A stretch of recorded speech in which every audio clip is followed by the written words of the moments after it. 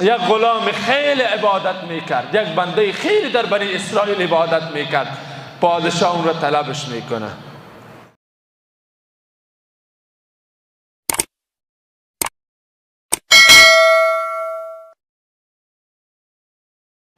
پادشاه برش تعریف کرده میشه که فلان کس خیلی عبادتگر است، خیلی کاریگر هست، خیلی در کار و در برنامه های خود محتاط است. بالاخره پادشاه هم طلبش میکنه، میگه بیارین امو کنی غلام را، یعنی امو کسی که خیلی خدمتگارت بیاین در نزد من. در نزد پادشاه آورده میشه. بعدا پادشاه برش میگه که برای ما در این دربار ما خدمتگار بوده باش، خدمتگار بوده باش. حالا ما خو در اینجا به خدمت کی آمدین؟ شما به خدمت الله، در خدمت الله آمدین. نمازی که میخوانیم برای الله میخوانیم، روزه‌ای که میگیریم برای الله میگیریم، گریه‌ای که میکنیم برای الله میکنیم، سرخم میکنیم برای الله میکنیم، عذر میکنیم برای الله میکنیم.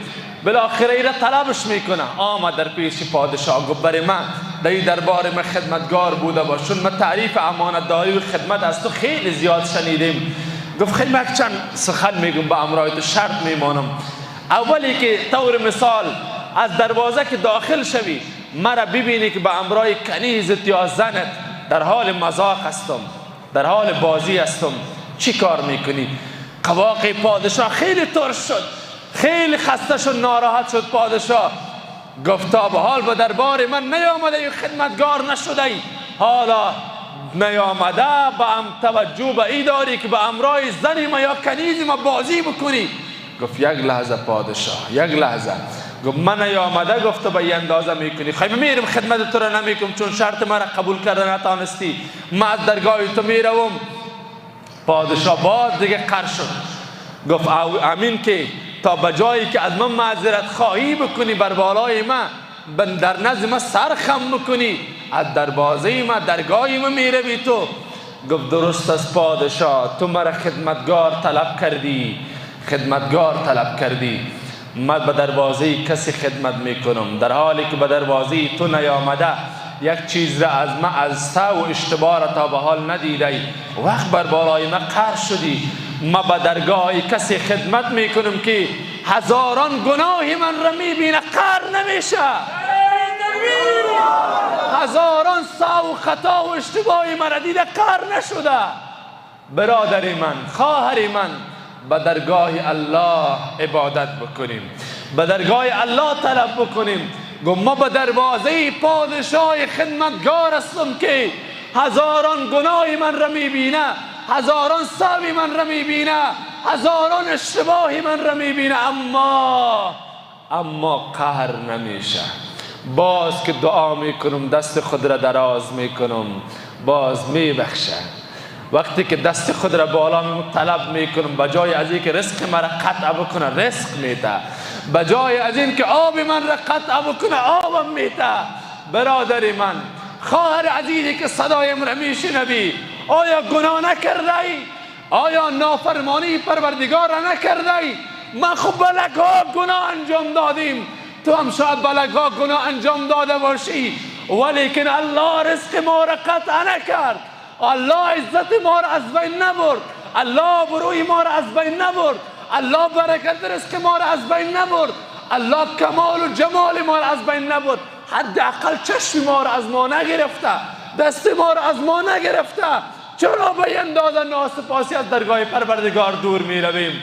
عزیزان و سروران من، خوف و طمع به درگاه الله بیاییم، دعا بکنیم، به درگاه الله عبادات نفلی را انجام بدیم. کانوا قلیلا من اللیل ما یهجعون، دوستان پروردگار بسیار کمی از شب را خواب میکردن. و بالاسحار هم یستغفرون، وقتی که صبح فرا میرسد، طلوع صبح صادق میشه، یستغفرون، نیم شب را مکمل عبادت کرده، خیلی کمی از شب را خواب کرده.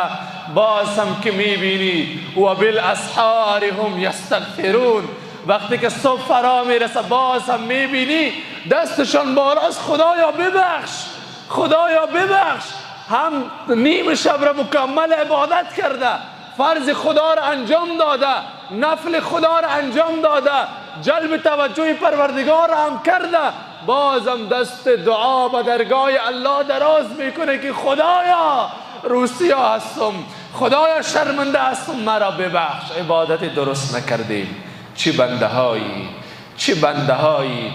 یک کسی که مانند فرزندی داشته باشی، یک فرزندی داشته باشی، به کار روانش بکنی، به یک تجارت روان بکنی، خیلی با صداقت کامل، با اخلاص کامل کار تو را که انجام بده، بیای پیش روی تو پدر جان اینه نتیجه کار من، نتیجه فرمان تو، اینه فرمان برداری من.